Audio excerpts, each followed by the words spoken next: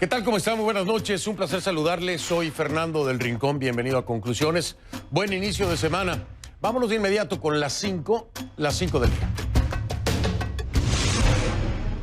En el número 5, Trump. ¿Mentiras o verdades a medias? El presidente de Estados Unidos, Donald Trump, reconoció el domingo que habló sobre el ex vicepresidente Joe Biden durante una llamada en julio con el presidente de Ucrania, mientras los demócratas endurecían los llamados a investigar el contacto de Trump con el líder extranjero. Mientras hablaba con periodistas antes de partir de la Casa Blanca para eventos en Texas y Ohio, Trump continuó defendiendo su llamada del 25 de julio con el presidente de Ucrania, pero sí dijo que durante el intercambio se habló sobre el aspirante presidencial demócrata. En el número 4, TIAR, ¿será suficiente? Identificar y sancionar a dirigentes del gobierno venezolano de Nicolás Maduro vinculados con actividades ilícitas, corrupción o violaciones de los derechos humanos. Este es parte del acuerdo al que llegaron los países que forman parte, valga la redundancia, del Tratado Interamericano de Asistencia Recíproca, el TIAR.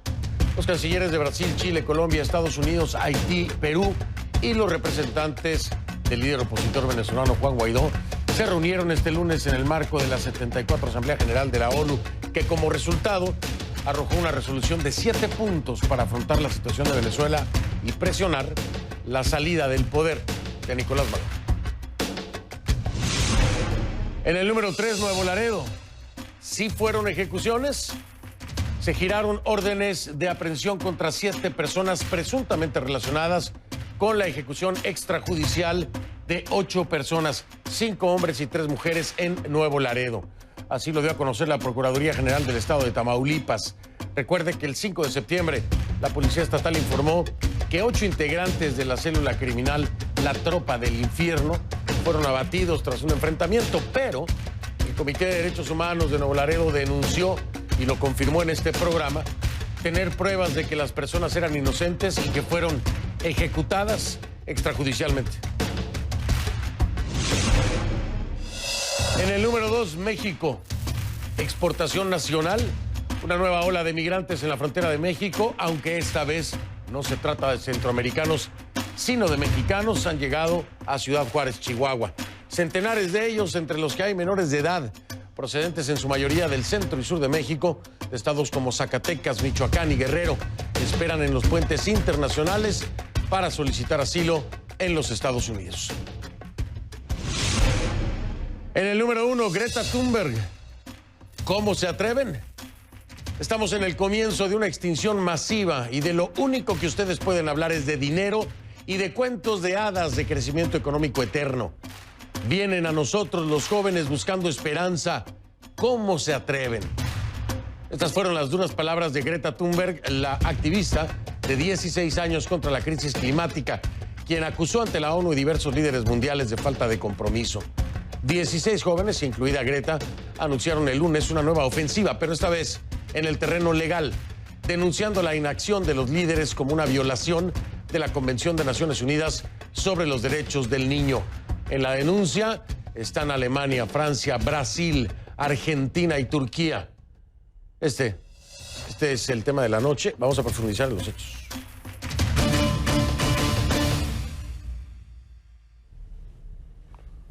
Le pido que a partir de este momento me acompañe utilizando la etiqueta numeral Conclu Brasil Clima.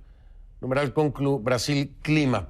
Sus comentarios, por favor, con esta etiqueta a mi cuenta en Twitter, @soyfdelrincón, @soyfdelrincón, Conclu Brasil Clima. Esa es la etiqueta. Está en peligro la misma vida. Ese es el titular que nos deja la cumbre sobre la acción climática celebrada en el marco de la 74 reunión de la Asamblea de las Naciones Unidas. Así lo aseguró el secretario general de Naciones Unidas, Antonio Guterres, aunque dice que aún estamos a tiempo para limitar el aumento de la temperatura media del planeta y evitar los efectos catastróficos del cambio climático. Pero eso exigirá, según sus propias palabras, importantes transformaciones en todos los aspectos de la sociedad. El cambio climático, sin duda alguna, el gran protagonista de la jornada. Pero vamos con el reporte de Gilbert Vega, que nos tiene más. Y el protagonismo también lo ha tenido aquí durante este evento la joven activista sueca de 16 años, Greta Thunberg, quien pronunció un emotivo discurso y casi que actuó como la conciencia de los jóvenes que están aquí durante varios días, pues presionando para que los líderes del mundo adopten medidas. Les dijo que no se podían seguir robando sus sueños, que ya era el tiempo de que actuaran y que dejaran atrás esos discursos de hadas donde simplemente estaban pensando en cuestiones económicas, olvidándose de la parte más fundamental, que es el futuro de las nuevas generaciones y la protección del planeta. Así habló Greta Thunberg. This is all wrong. I shouldn't be up here. I should be back in school on the other side of the ocean. Yet you all come to us young people for hope. How dare you? You have stolen my dreams and my childhood with your empty words, and yet I'm one of the lucky ones. People are suffering. People are dying. Entire ecosystems are collapsing. We are in the beginning of a mass extinction, and all you can talk about is money and fairy tales of eternal economic growth. How dare you?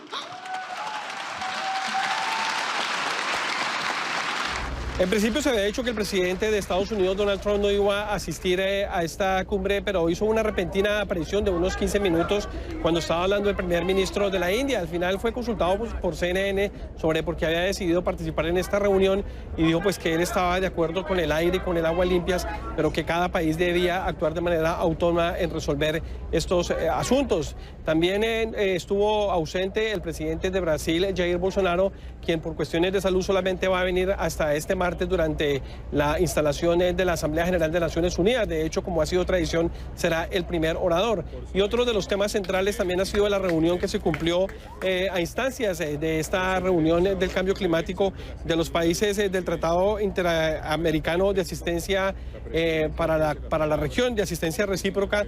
Los cancilleres estuvieron reunidos y emitieron una resolución en la que se comprometen a, digamos, sancionar a los miembros y entidades del régimen de Nicolás Maduro que estén involucrados en todo tipo de crímenes relacionados con el narcotráfico, el lavado de dólares y la corrupción. Dicen que van a ser perseguidos, investigados e incluso extraditados, y que también se van a congelar sus bienes en los países que pertenecen a este tratado regional. Buenas noches, Fernando. Gracias Gilbert. Gracias Gilbert Vega desde Nueva York. Esta cumbre de acción climática busca convertirse en un punto de inflexión en la lucha mundial contra el cambio climático. Antonio Guterres cree que el tiempo de hablar se acabó. Esta es una cumbre de acción y por eso invitó a los países a proponer acciones concretas. Tal vez la mayor batalla en esa lucha contra el cambio climático es la deforestación. Para proteger selvas tropicales como el Amazonas, grandes donantes desbloquearon, según informó el presidente de Francia, Emmanuel Macron, $500 millones. Recientemente los incendios masivos en la Amazonía acapararon los titulares de todo el mundo. ¿Qué es lo que está haciendo Brasil para prevenir la deforestación? ¿Y qué le responde? ¿Qué le responde Brasil a este poderoso y sentido mensaje de Greta? Solo 16 años. Se lo voy a preguntar a mi invitado esta noche, uno de los protagonistas.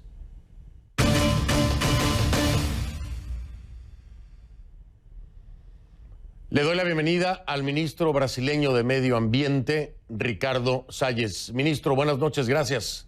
Buenas noches, muchas gracias por la invitación. Al contrario, gracias. Ministro, me imagino que usted ya ha escuchado en repetidas ocasiones tal vez el mensaje de Greta Thunberg.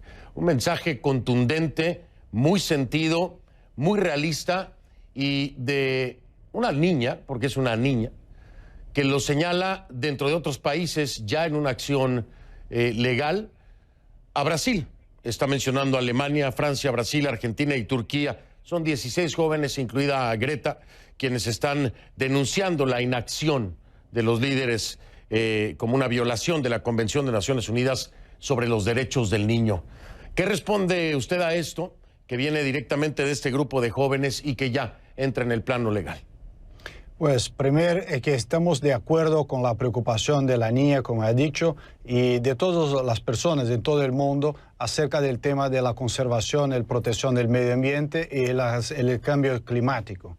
Lo que Brasil ha hecho es desde firmado el Acuerdo de París, ha dado un gran ejemplo de lo que son las cosas que podrían ser hechas por un país de sus compromisos, como por ejemplo el cambio del combustible para el etanol, como nosotros tenemos una base que es muy respetable en términos de emisiones. Brasil ha salido bien, ha hecho un buen trabajo en términos de reducción de sus emisiones y también el cambio de la matriz energética para fuentes renovables de energía. Por lo tanto, Brasil ha hecho muchísimas cosas hasta este punto, en cambio de otros países, incluso en Europa, que, como dijo bien la niña, están palabras vacías. Países que han cobrado a Brasil hasta ahora, pero ya han dicho que no van a cumplir con sus compromisos bajo el Acuerdo de París. El tema de la inacción que mencionan estos 16 jóvenes, incluida Greta Thunberg, tendrá que ver seguramente con la gran controversia que se ha generado a nivel internacional por el tema de la Amazonía, por los incendios, en donde incluso un informe de Human Rights Watch acusa al gobierno de Brasil de dar luz verde a grupos criminales para destruir la Amazonía brasileña.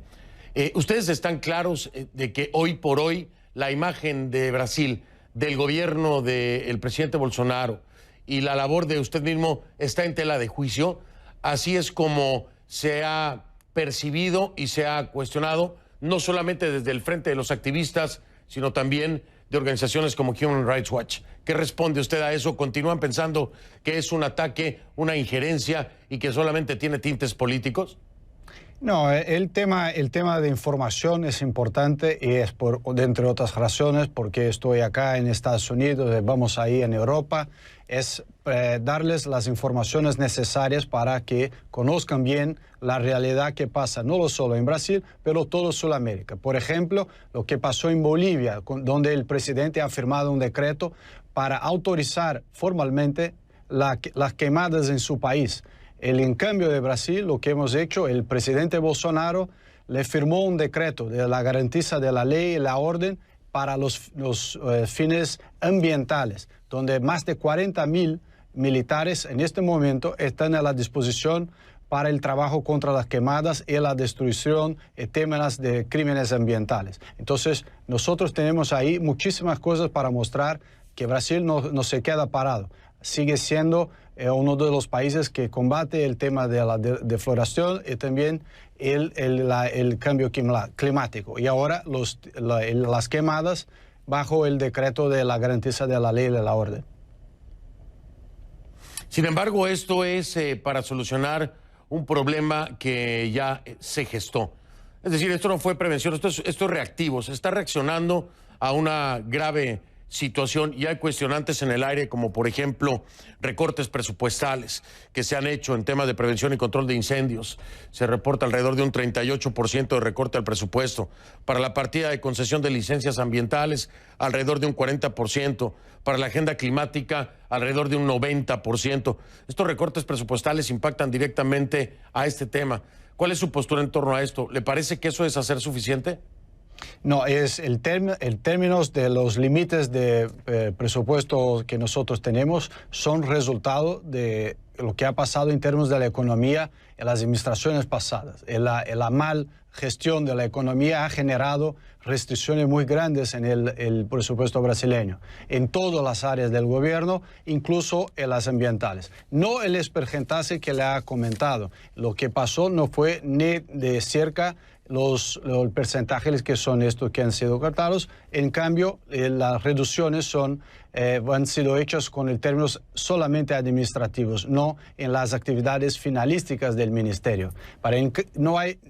Por nuestra parte, no hay ningún compromiso en reducciones de las actividades de protección, ni tampoco los fondos necesarios para esto. Nosotros estamos muy convencidos como Brasil es un ejemplo de desarrollo sostenible para todo el mundo, en toda su parte. La Amazonía brasileña, por ejemplo, 84% está preservada. conservada.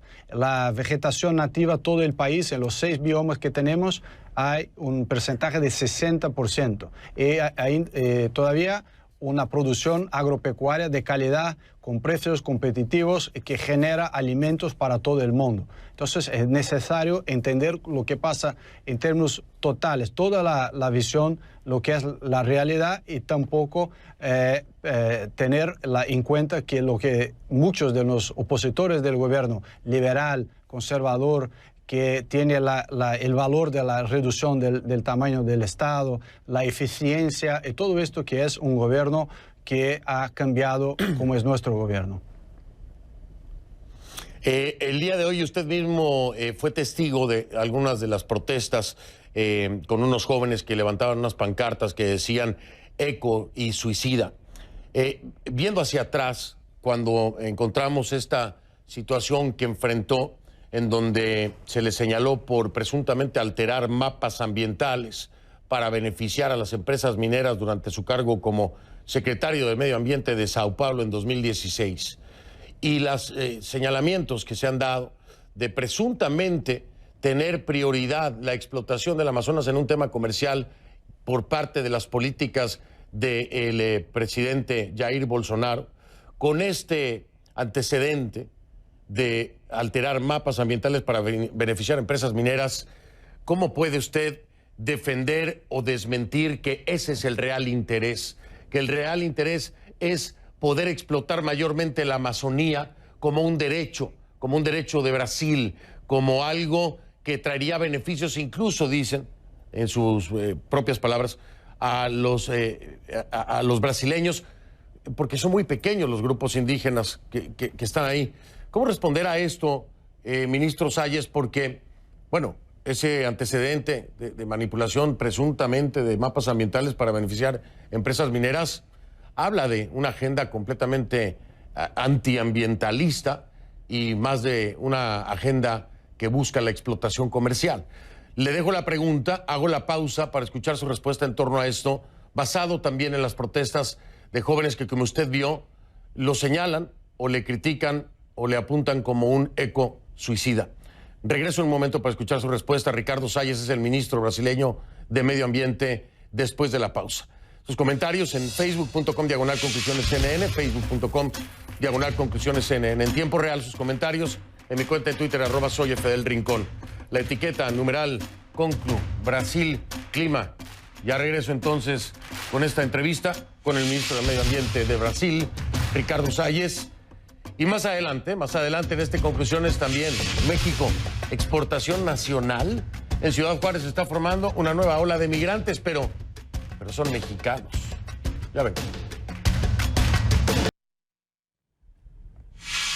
Continuamos con el ministro brasileño de Medio Ambiente, Ricardo Salles. Le preguntaba yo, una de las promesas de campaña del presidente Bolsonaro fue restaurar la economía explorando el potencial económico de la Amazonía. A eso sumo el antecedente de la presunta manipulación o alteración de mapas ambientales para beneficiar a las empresas mineras durante su cargo, el de usted, como secretario de Medio Ambiente de Sao Paulo en 2016. ¿Cómo, a la sombra de estas dos situaciones, convencer a la comunidad internacional, convencer a los brasileños, convencer a Greta de que realmente hay una preocupación por el medio ambiente, por la Amazonía, y no así un mayor interés por el tema económico comercial? Bueno, es importante recordar que siempre el desarrollo económico y el sostenible tienen que caminar juntos. La ausencia de medios para que se pueda preservar el medio ambiente es una de las razones más importantes y definitivas por qué hay la destrucción o los crímenes ambientales, la ausencia de desarrollo. Nosotros tenemos más de 20 millones de brasileños que viven en la región de Amazonía y que necesitan producir, trabajar, tener el trabajo, tener las rentas, el pago por todo eso, mantener sus familias, y por lo tanto el desarrollo sostenible, económico y ambiental son presupuestos que deben convivir juntos. Este equilibrio entre el ambiental y el desarrollo económico es esencial. No tener esto, como no se ha sido posible hasta ahora, es poner toda esta población de más de 20 millones de personas en una situación de riesgo y de una mayor exposición a los crímenes, a las actividades que no son las más adecuadas a la defensa del medio ambiente. Entonces, hay muchísimos casos en el mundo donde el desarrollo económico, el desarrollo de las cuestiones de minería, el desarrollo de las cuestiones, todas estas que están involucradas, temas de bioeconomía, por ejemplo, se hacen conjuntamente. Son esenciales, son trabajos que tienen toda la posibilidad de caminar juntos. Este es un gran desafío, un gran trabajo que todos los países de Sudamérica tienen que tener en cuenta, cómo desarrollar, cómo tener la prosperidad y tener también en cuenta el mantenimiento, el cuidado con el medio ambiente. A eso le quiero sumar algo más, ministro, porque no hizo referencia a la promesa de campaña. Me dice usted que es un tema de desarrollo sustentable, pero a final de cuentas eso implica exactamente eso, ampliar la explotación en la Amazonía. Pero déjeme agregar esto, el canciller brasileño, que es Ernesto Araujo, dice que no hay una emergencia climática, ¿no? Que están buscando restringir la soberanía de Brasil promoviendo el climatismo. Yo le pregunto a usted, con esta promesa de campaña de restaurar la economía explorando el potencial económico de la Amazonía, con una alteración de mapas ambientales para beneficiar a empresas mineras, con un canciller que niega que exista una emergencia climática, dígame, ¿cómo puedo entender o cómo podemos entender la postura de Brasil, de usted mismo, ministro, sobre el cambio climático? ¿Es una emergencia, hay una emergencia climática o no la hay? Todo el reporte que ha hecho ahora es un buen caso, un ejemplo de desinformación que ha pasado y sigue pasando en muchos temas ambientales. Y lo que es necesario tener en cuenta es que incluso fue interesante las palabras de la niña de Greta hoy en las Naciones Unidas, que el tiempo de las palabras vacías ha pasado. Y nosotros estamos completamente de acuerdo.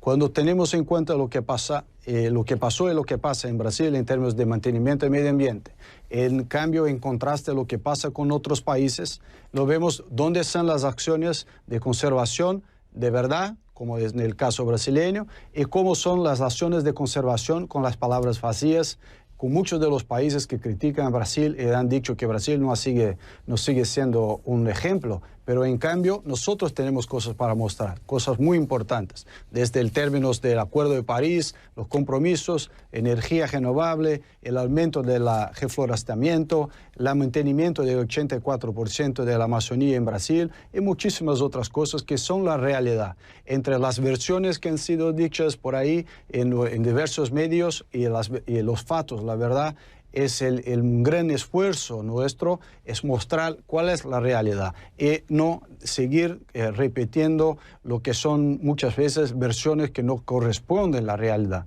Brasil tiene un gran trabajo hecho y sigue teniendo este trabajo.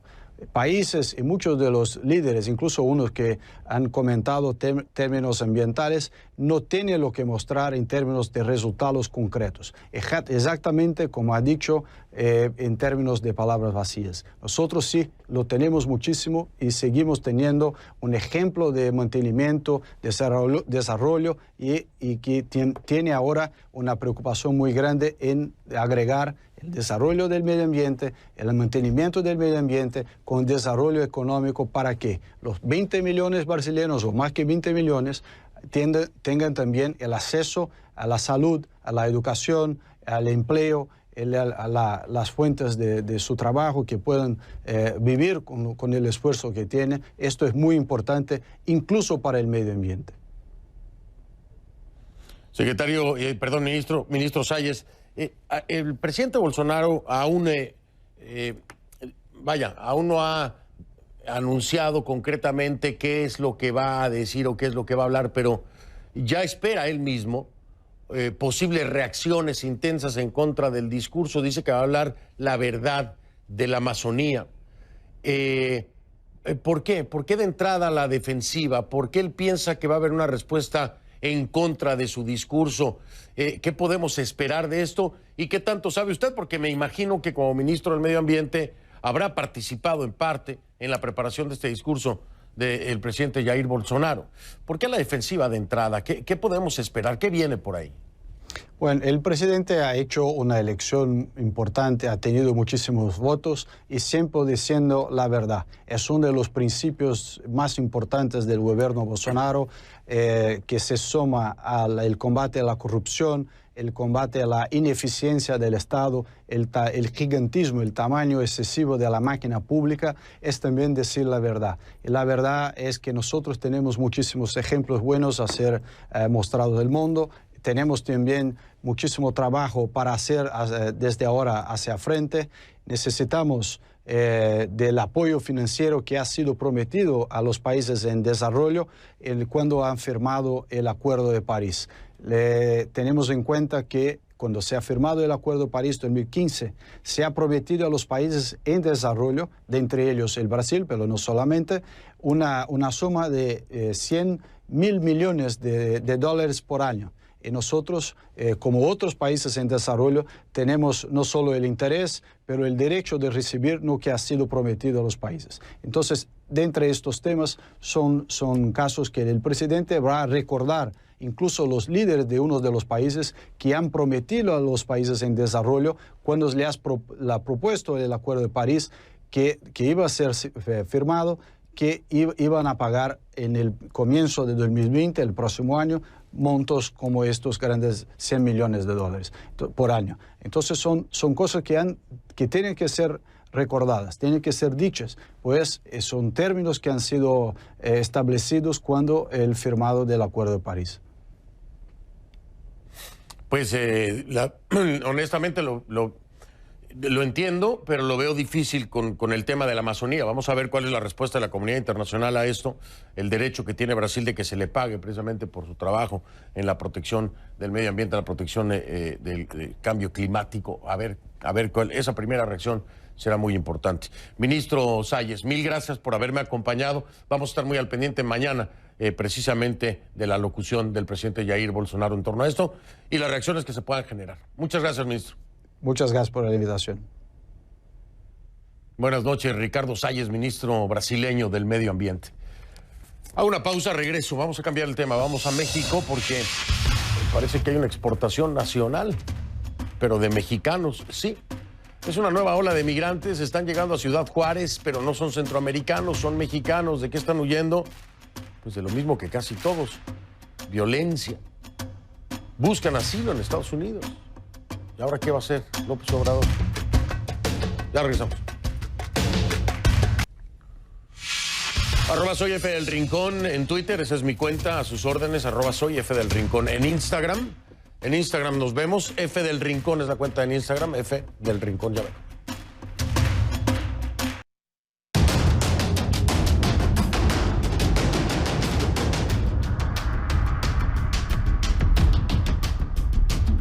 Les pido que a partir de este momento me acompañen utilizando la etiqueta Conclumex Migrantes. Conclumex Migrantes, México Migrantes. Sus comentarios a mi cuenta de Twitter con esta etiqueta, por favor, Conclumex Migrantes. Mi cuenta es @soy F del Rincón, @soy F del Rincón. Cada vez son más los mexicanos desplazados por la violencia que están llegando a la fronteriza Ciudad Juárez, allá en Chihuahua, buscando cruzar hacia Estados Unidos. La inseguridad. Sí, la inseguridad, la de siempre, se ha convertido en uno de los desafíos también de este gobierno, del gobierno de Andrés Manuel López Obrador, quien ha reconocido que todavía falta mucho por hacer en la materia, y vaya que falta. Desde la Ciudad de México, Rey Rodríguez nos tiene más detalles. Han montado su propio campamento muy cerca del cruce fronterizo en Ciudad Juárez, Chihuahua. Se trata de unos 200 mexicanos desplazados por la violencia en el país y que intentan ahora pedir asilo en Estados Unidos. Es el caso de Efraín Guzmán, quien lleva acampando en este lugar hace ya varias semanas. Hay mucha delincuencia y está uno amenazado y por eso la decisión que tomó uno de venirse para acá. Entre los desplazados hay menores de edad procedentes en su mayoría del centro y sur del país, principalmente de Zacatecas, Michoacán y Guerrero. Por eso vinimos huyendo, pues, ya no se puede vivir en en nuestro país, pues. Hay mucha inseguridad. Los días pasan y la espera para estos desplazados se hace eterna. Alegan que el proceso de solicitud de visas marcha muy lento ante las nuevas regulaciones migratorias de Estados Unidos, país que aseguran limita este proceso. Tenemos familiares allá y nos dijeron que viniéramos, que sí nos pueden brindar el asilo porque el asilo ya es un beneficio que el gobierno de Estados Unidos le ofrece a los mexicanos. ¿Sí? Y entonces nosotros esperamos que nos lo brinden cuando lleguemos hasta la línea. En el caso de... El presidente de México, Andrés Manuel López Obrador, reconoció recientemente la falta de resultados en materia de seguridad y ha dicho que este problema es el principal desafío de su gobierno. Para combatir el flagelo, ha desplegado a miles de efectivos de la recién creada Guardia Nacional en las zonas más conflictivas, aunque ha dicho que sus acciones también están enfocadas en generar mejores condiciones de vida y trabajo para los habitantes del país. De cualquier manera, muchos de estos desplazados tienen la esperanza que las cosas mejoren, pero mientras seguirán con sus vidas lejos de su tierra. Rey Rodríguez, CNN, Ciudad de México. Bien, vamos a hablar sobre este delicado y complejo tema con mi invitado.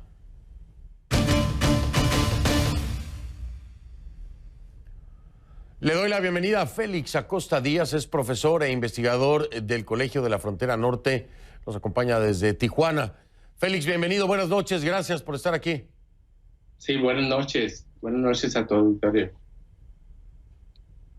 Félix, esto es muy interesante porque de por sí ya se hablaba de diversas preocupaciones, pues por el tema de los migrantes mayormente provenientes de Centroamérica, y ahora escuchar que hay una nueva ola, pero son mexicanos y al parecer están desinformados por los testimonios que escuchábamos. ¿Qué consecuencias acarrea esto para aquellos pobladores fronterizos? Porque esta es una población flotante que incluso no se involucra o no se activa inmediatamente en el contexto laboral de la zona.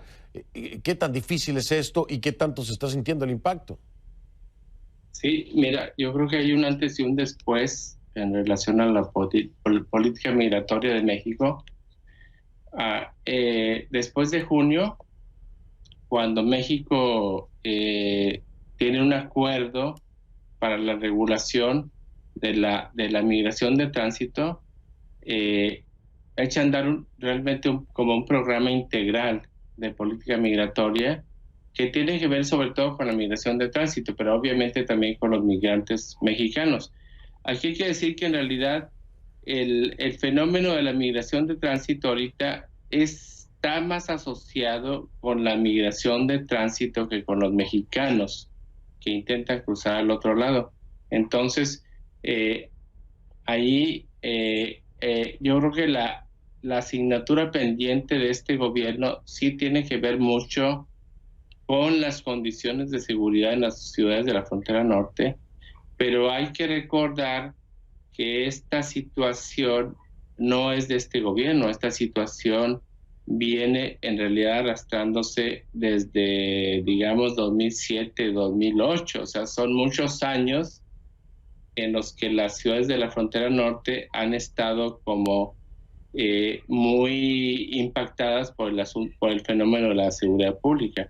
Entonces, yo creo que esa es como la asignatura pendiente de la política migratoria de este gobierno. Esa es la asignatura pendiente de la política migratoria. Sin embargo, el incremento precisamente en el flujo de mexicanos llegando a la frontera buscando asilo en los Estados Unidos, habla de un tema de desplazamiento, de nueva cuenta, desplazamiento forzado en muchos casos por un tema de violencia. No es que Ciudad Juárez sea la ciudad más tranquila, ¿no? No, los números que tenemos en el Colegio de la Frontera Norte en realidad hablan de una disminución del flujo de mexicanos.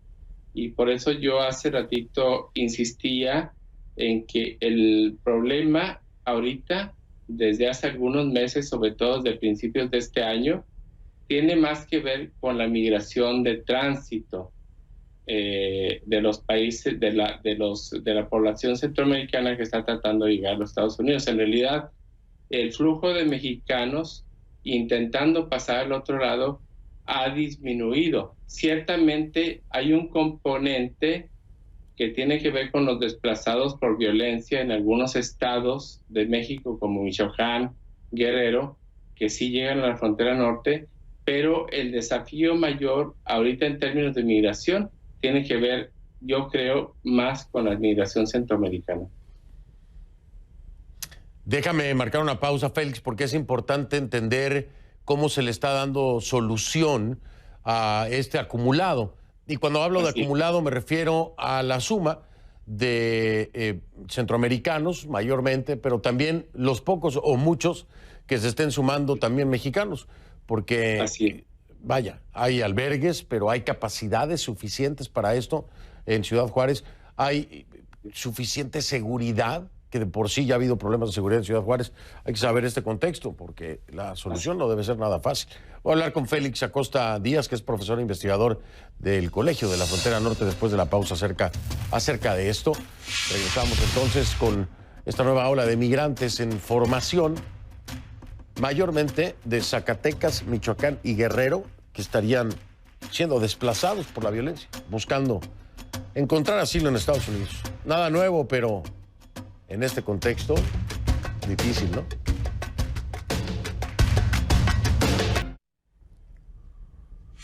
Seguimos con Félix Acosta Díaz, profesor e investigador del Colegio de la Frontera Norte, que nos acompaña desde Tijuana. Quería preguntarte, Félix, porque la realidad es que está habiendo un acumulado, por decirlo así, de migrantes, ¿no? Sumados los de México más los de Centroamérica, y la realidad es que no se tienen las capacidades, al menos en las últimas charlas que he tenido con alcaldes, por ejemplo. Y quiero preguntarte a ti si esto está cambiando, si ya hay una reacción, una partida federal asignada que pudiera ayudar a solventar esta situación para los gobiernos locales, porque esto no va a ir bajando en número, al contrario, va a ir subiendo. Así es. Hace un ratito decía yo que en realidad la emergencia migratoria que hemos vivido en los últimos meses en México está más asociada con la migración de tránsito de centroamericanos que han intentado llegar a la frontera norte para pedir asilo en los Estados Unidos. La parte mexicana en realidad es muy menor, pero yo creo que sí. Yo creo que esa es como la parte más difícil de la política migratoria que echó a andar México a partir de junio, y es donde se ha notado menos la acción del gobierno, porque ciertamente las ciudades de la frontera norte son ciudades difíciles para toda la población y especialmente para los migrantes por su situación de seguridad pública. Pero realmente todavía hay como un déficit en la acción del gobierno, en la construcción de albergues, en la atención de los migrantes centroamericanos. Yo creo que es el punto en el que el gobierno tiene como el mayor desafío en estos momentos, porque en realidad en los otros 4 puntos que constituyen o que construyeron la política migratoria de México a partir de junio, ha tenido, digamos, un poquito más de éxito el gobierno mexicano en relación con, sobre todo, la migración centroamericana hacia los Estados Unidos. Y finalmente, ¿cómo evitar que aquellos migrantes que quedan en territorio mexicano a la espera de un asilo no se sumen a actividades ilícitas con tal de poder lograr el sustento? Sí, Jorge, eso es realmente difícil.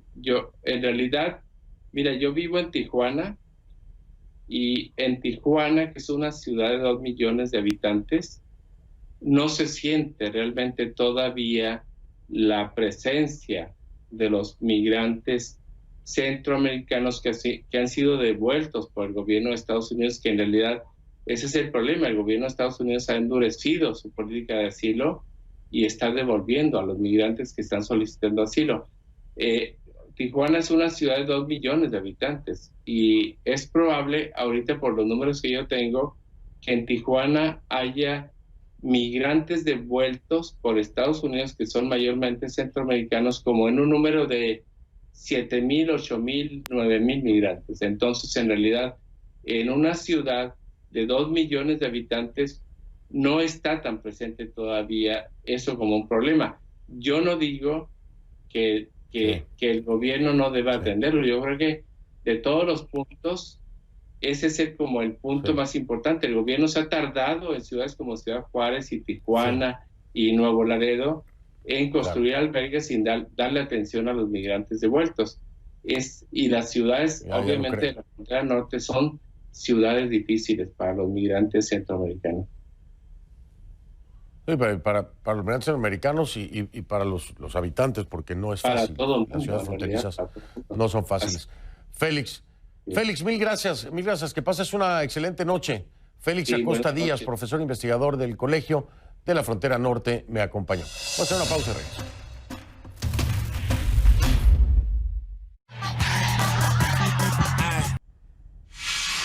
Ya regreso.